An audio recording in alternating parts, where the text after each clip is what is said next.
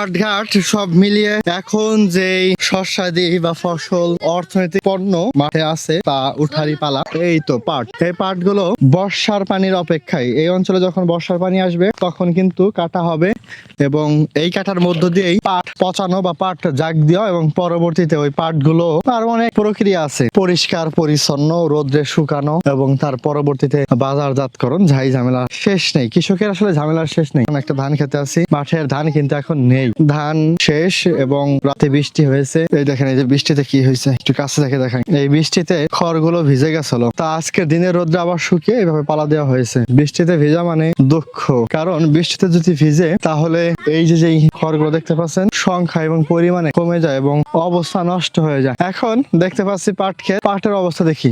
এই যে পাটটা এখন দেখতে পাচ্ছি, এই পাটে কিন্তু পরিমাণে বেশি হয়, পরিমাণে বেশি হলেও এই পাটে একটা সমস্যা আছে। আমাদের এখানে পরিচয় পরিচিতি আছে দুই পাটের, যার ভিতরে একটা এই যে এইটা দেশি পাট আর একটা হলো ইন্ডিয়ান পাট।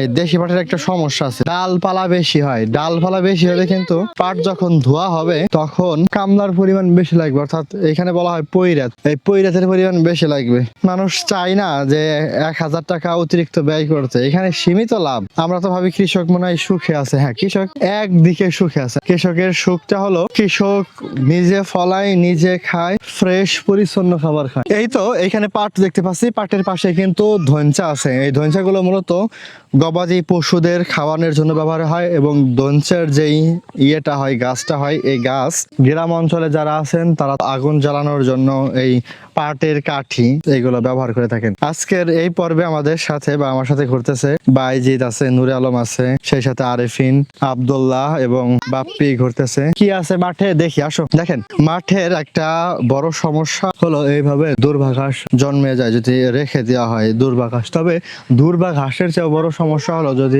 ভাদাল ঘাস হয়। ভাদাল ঘাস এমনই একটা ঘাস যেই ঘাস সকল ঘাসের সকল ক্ষেতের মধ্যে গজায় ওঠে এবং ওই ঘাসগুলো দমনের জন্য এখানকার কৃষকেরা বিশেষ উদ্যোগ গ্রহণ করে পেঁয়াজের সময়, রসুনের সময় বা অন্যান্য ফসলি জমির ক্ষেত্রে। ওকে দেখেন ওই যে পাট, মাঝখানে ধান, ধনচা গাছ, এইখানে লাগানো হয়েছে ঘাস।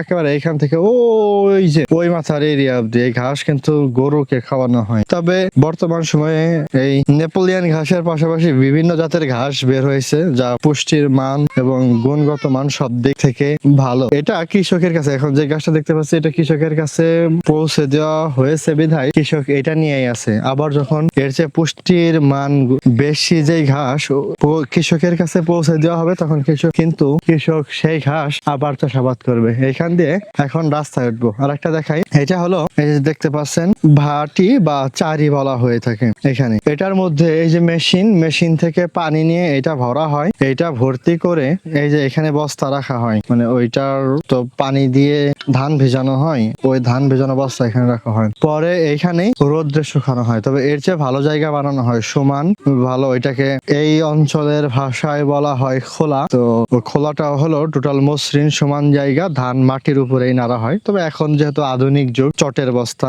নেটের অন্যান্য নেট যেগুলো আছে ওই নেট গুলো দিয়েই এখানে ধান শুকানো হয়। ওকে আসো, তোমরা আসো, আমরা উপরের দিকে যাই। আরেকটা জিনিস দেখাই, চাষি না এখানে একটা মিশ্র খামারের মতো উঠেছে।